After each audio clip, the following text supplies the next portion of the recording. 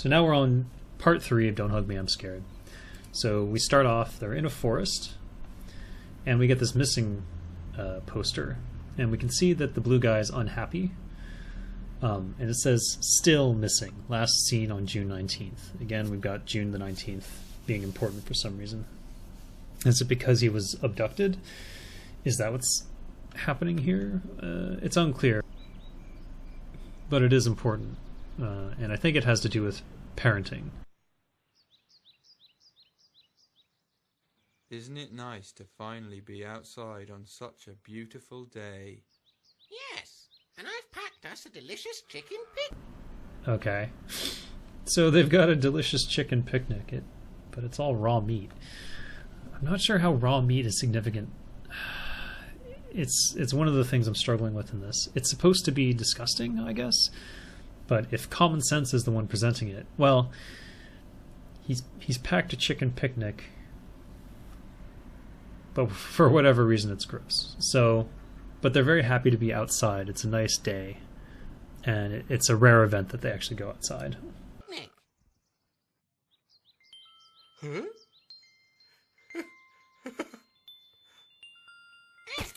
Pesky bee. So the blue guy sees a butterfly and he's excited about it, and then the green guy smashes the butterfly and he calls it a bee. Is that because... So my theory here is that common sense is being warped by the media. We've had 2 episodes and now we're in this one, and common sense is losing ground. He no longer can distinguish between a butterfly and a bee because he's been so misinformed by the media. But the blue guy sees it get crushed and is sad. He seems upset about something. I wonder what will happen. So he gets sad and he runs off to think about death. Now remember, the previous episode was time, so the media has instilled in him a fear of death in this way. And now that they've succeeded in that message, they've moved on to another message, which is what this episode is about. It makes you sad, doesn't it? Huh? That there's so much hatred in the world. So, remember, he fears death. The butterfly reminds him that he's going to die one day, and now he's very sad. So let's see how the media manipulates him from this state. I hope you don't mind if I ask you a question. A little baby pigeon. Okay. He misidentifies the butterfly as a pigeon, which is just another demonstration of how ignorant he is. Common sense is losing ground. He identified a butterfly as a bee, and now he identifies this butterfly as a pigeon.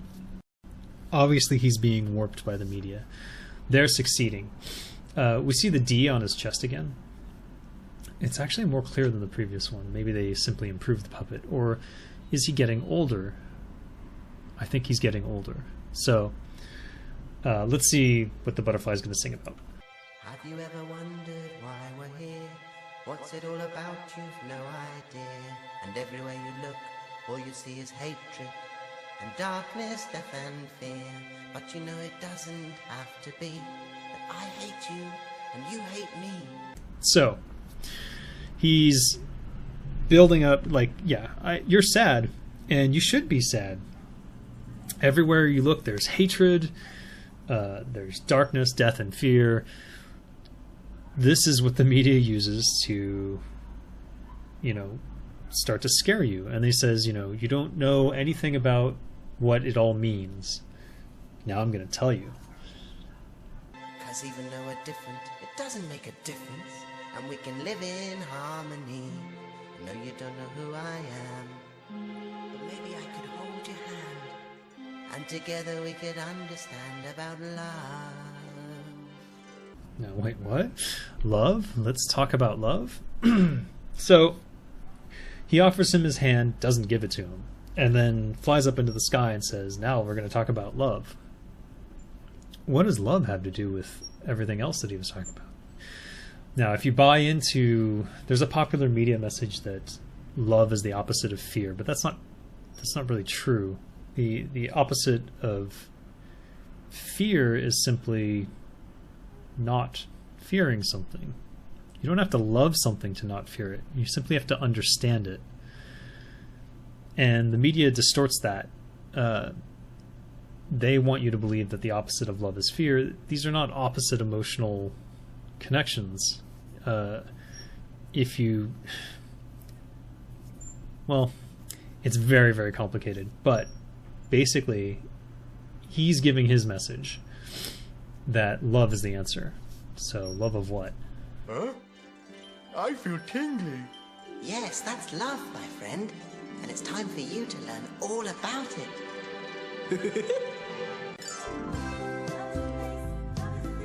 So listen to the chorus in the background. Love is a place, love is a thing. Love is a place, love is a thing. Media messages. They tell you, if you want to find love, go here. If you want to find love, use this. Very common media tactic. And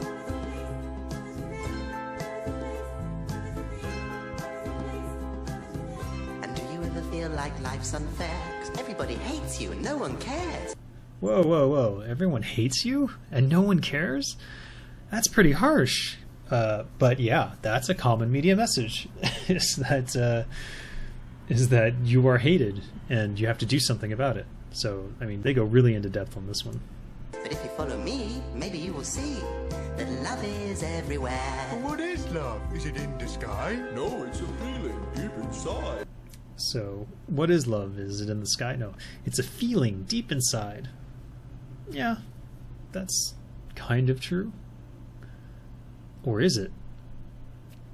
Because I'm hungry. No, you're lonely. I can see it in your eye. This part is particularly funny to me. The blue guy often asserts himself, and because he thinks he knows how he's feeling, and he says, "I'm hungry," and then the media says, "No, you're lonely." No, he actually is hungry. He went there to have a picnic, and he hasn't eaten anything, so of course he's hungry. But no, the media wants you to believe that you're actually lonely because they've got something else to sell you. So let's see what that is. I don't understand. Don't worry, you will soon. Come and meet some of my friends. They know all about love. Come on, just over the rainbow.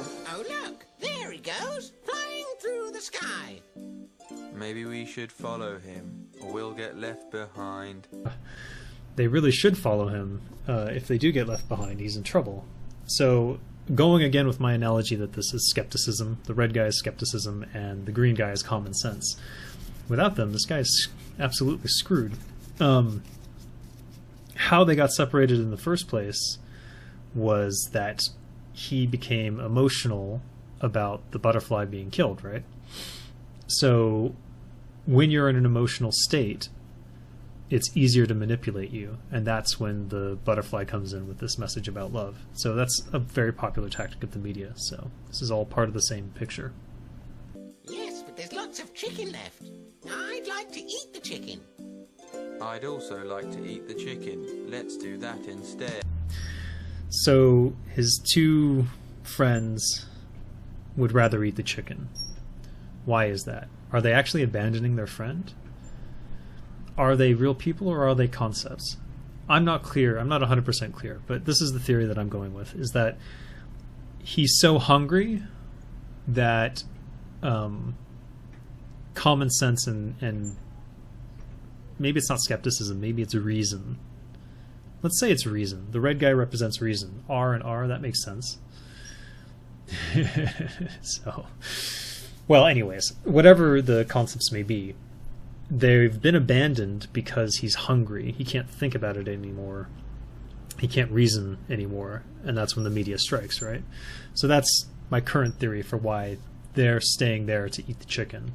They're not literally eating chicken. He simply left them behind because he's in an emotional state and is very hungry. So he can't focus enough to use his common sense or his skepticism to figure out what message he's being fed right now.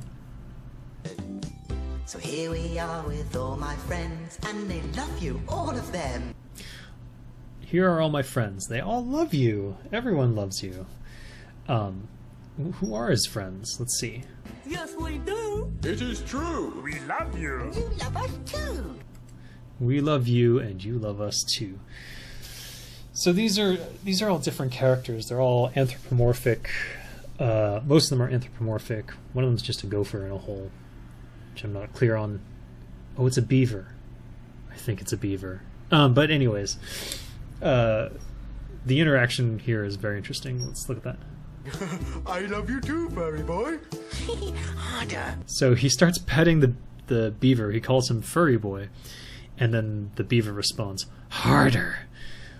So, I mean, obviously there's a sexual undertone to that. So the media's introduced him to a bunch of friends, not all of which necessarily have his best interests in mind. And if you think about dating sites and other forms of media that can bring you connections to other people,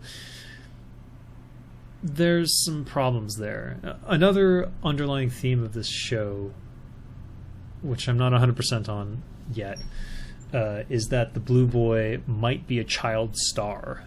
And as you may know, lots of child stars get molested by people in the industry, and that may have been an indicator in that direction. So he's being introduced to all these creatures that claim to love him and that he loves them too. I mean, they're telling him flat out, you love us too, whether or not he actually does.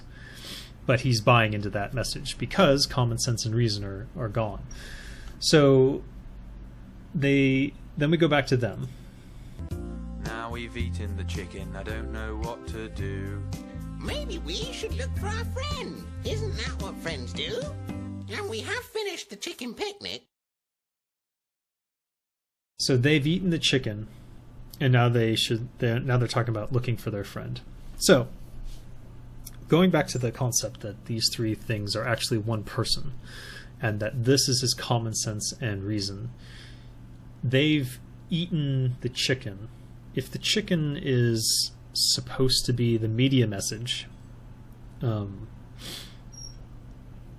let's say that the meat products, because one of the underlying themes is that the meat products is linked to the media message that you're being fed. That's why they're so disgusting. That's why it's always raw and gross.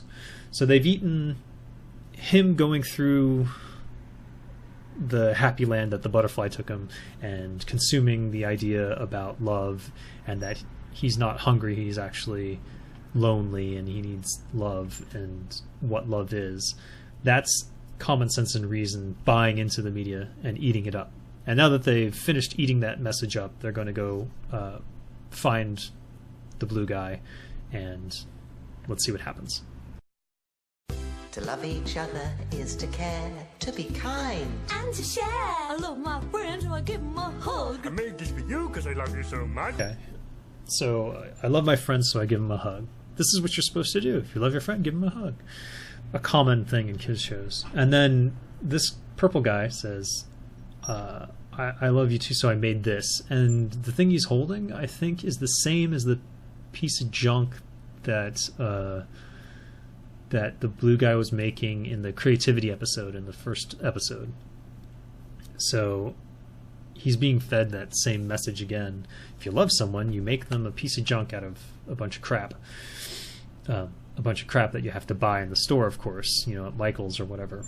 I love my pet cause he's a crab. I love this tree and I love this stick and I love this No, mountain. that's not how it's done. So then the blue guy's like, oh, I love this tree and this stick.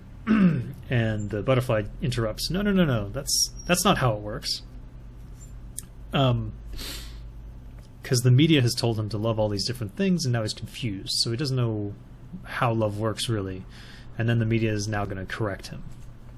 You must save your love for your special one. My special one? Everyone has a special. So this is my least favorite media message, and this one plagued me for a good number of years of my life, mainly when I was doing a lot of dating. I'm married now with children, so it's no longer. I mean, I got through it, but one of the things, especially in America, is the idea of the one true love that you're going to meet and completely makes you a good person. And if you're with this one person, you can achieve all your goals and you will immediately become a better person by yourself. And together you're far more good together than you will ever be apart.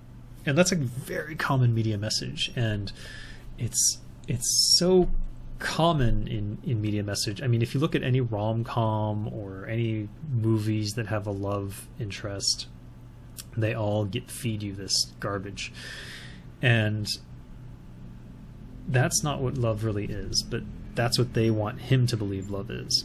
And it's not just the media, but also religion. So we're going to see him being spoon-fed this idea of the one true love who's going to make everything better. What?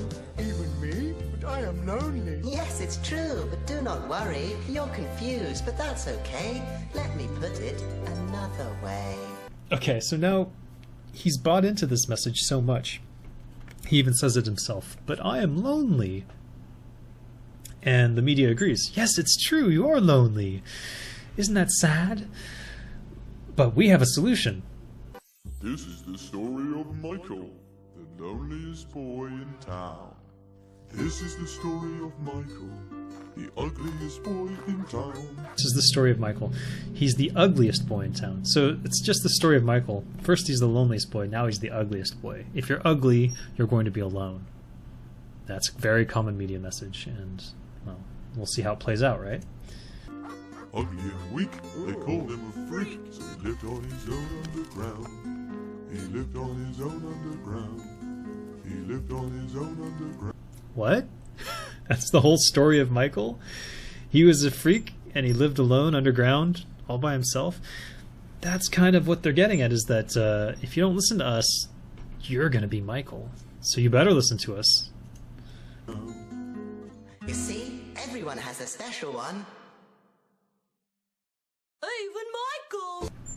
Michael doesn't have a special one. Where's Michael's special one? He lived alone underground because he was ugly and everyone thought he was a freak. Your heart beats hard like a big love drum, calling for your special one. So be patient, because just maybe Your special one will come. He's made for her. She's made for him. that's the way it's always been. That's the way it's always been. It's not true. That's not true at all. Notice they both died in 1906. There's the 1906 is the year. June the 19th is always the day and month. How do these relate? You know, I still don't know. I need to do more research on that part.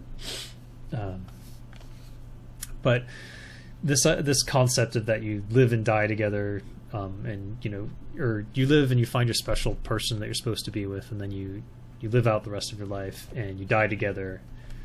Mr. and Mrs. Dead. It doesn't matter, you're dead. Anyways, common media theme, and they're really pounding on it on this one. Your heart beats like a drum for your special one. Good lord. And it's perfect. And it's pure. And it's protected with a ring. It's perfect and it's pure and it's protected with a ring.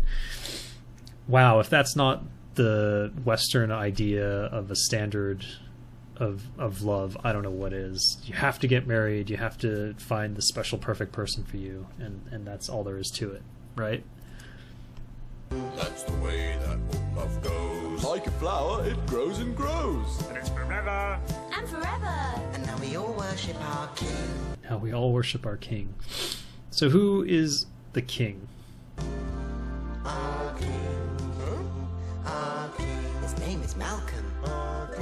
He is the king of love. The other person known as the king of love would be Jesus. So really it's just Christianity, as far as I can tell.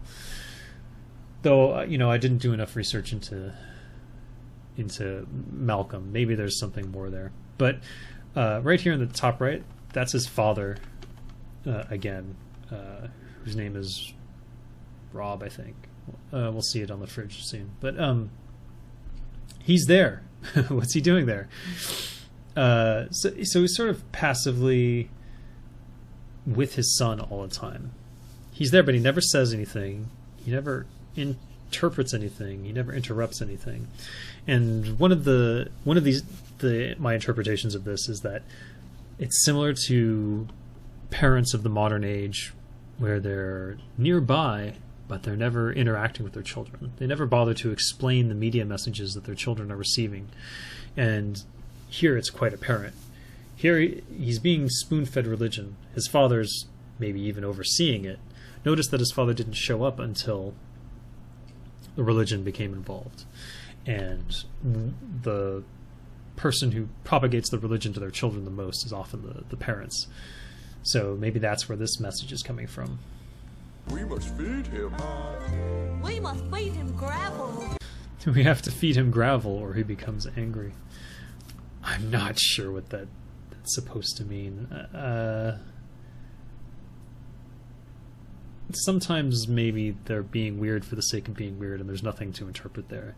The only thing I can kind of think of is that the gravel is actually representations of money, and money is supposedly meaningless to the kid, but you have to feed money to the god.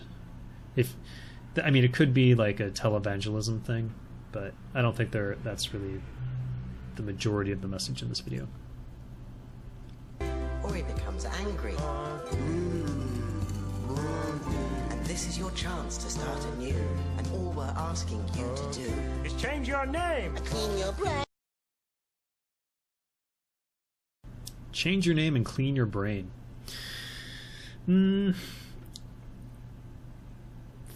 There's a couple things going on there.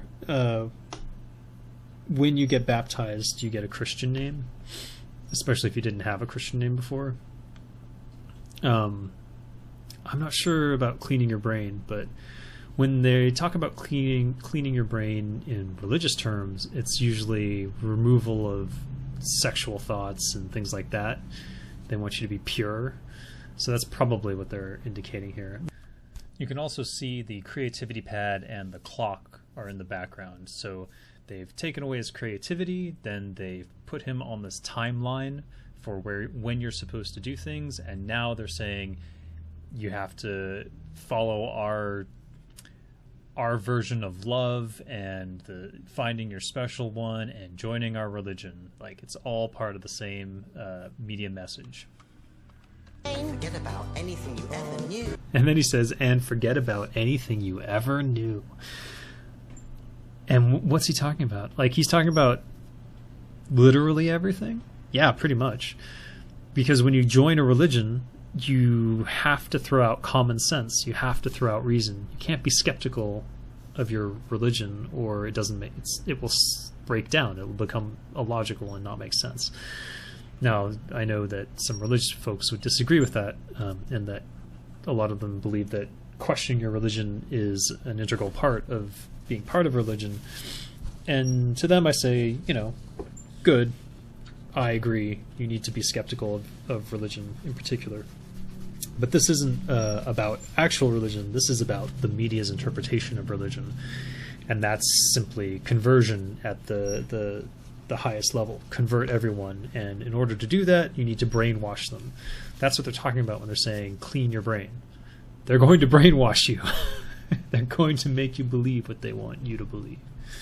And your heart will vanish home. And then he's strapped to the chair. You can't leave. You're stuck. And our love will never go. Now wear this ring And join the king. and you will never be alone. That's the main message. Become part of our religion. You'll meet the one. You'll wear the wedding ring, and you'll never be alone again. Join us. Join our cult. Well, I mean, in this case, the cult is Christianity, but that's it, really. They want you to join our religion and be part of it, and you'll never be alone, we promise. And you'll meet your special love, and so on and so forth. All bullshit, but that's the line they're feeding you. And then he wakes up, he snaps out of it. And he's so scared. He's so afraid. He's so alone. Because he doesn't have his special one. And he might never find her. What's he gonna do? Oh, there you are. We've been looking for you all afternoon. We're sorry we upset you. Oh, this is interesting because we've been looking for you all afternoon. If their concepts, skepticism and common sense, they left him. But they've been looking for him because what did the bird say? He said, "We're sorry we upset you." Now, when you're skeptical about things and you use your common sense, sometimes you get upset. You know, you crush a bug, and yeah, I mean, if you think about life and death as a result of that, you might get upset. But common sense is, well, you know, it's just a bug, right? That's why he didn't flinch at all when he killed the bug. But because of the previous episode, the one on time, it particularly upset the guy with the blue hair because he's been thinking about death. And now he's thinking about how alone he is. And, well... But look, we've brought you the last boiled egg to cheer you up. I guess it must be because we love you. And this is the only true message about love in the whole video. Common sense and skepticism have brought him the last egg. And the red guy says, it must be because we love you. And that's actually the closest interpretation, or the closest to what love is in reality, right? If someone loves you, they do simple things for you. They take care of you. They bring you food. They help you clean up. If you're feeling sad, they help cheer you up. Those are true acts of love. Everything that he was told before that was complete and utter garbage. Love is not some special one person that will, you know, complete you. It's not religion. It's not even a feeling deep inside. True love is simply the act of taking care of others. Really simple, right? For me?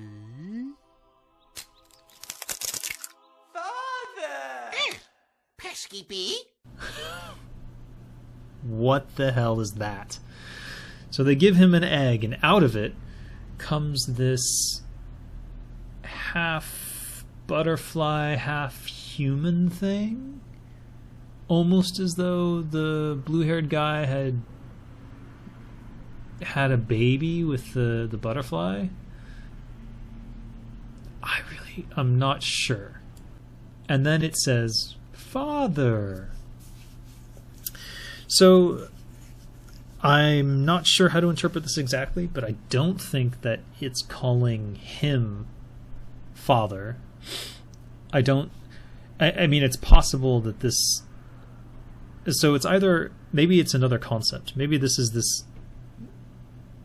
disgusting, retarded concept of love. And maybe it's being rejected right here.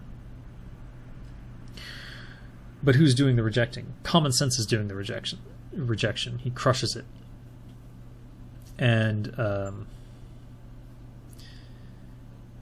there's so much going on in this one little thing that it's hard to tell. So, interpretation 1, it says Father.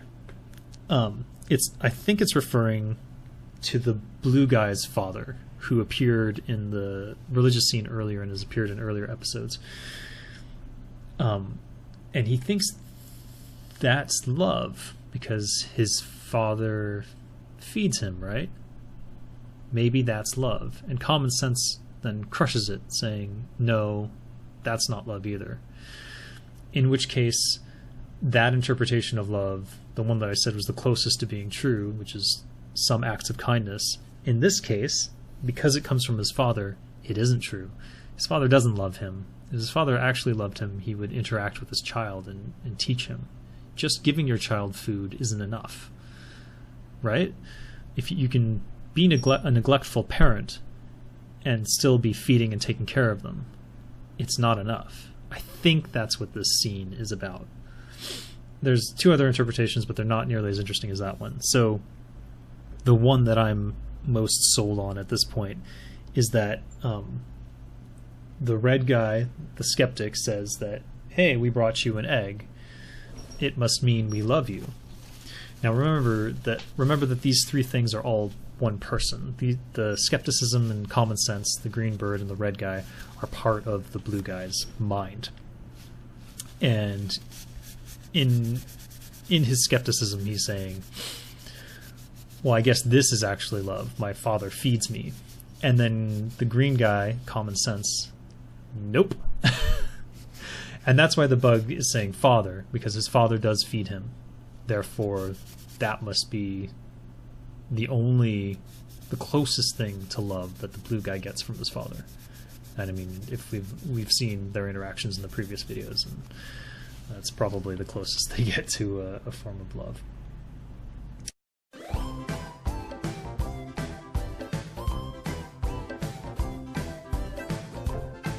Alright, there's one last thing of interest here.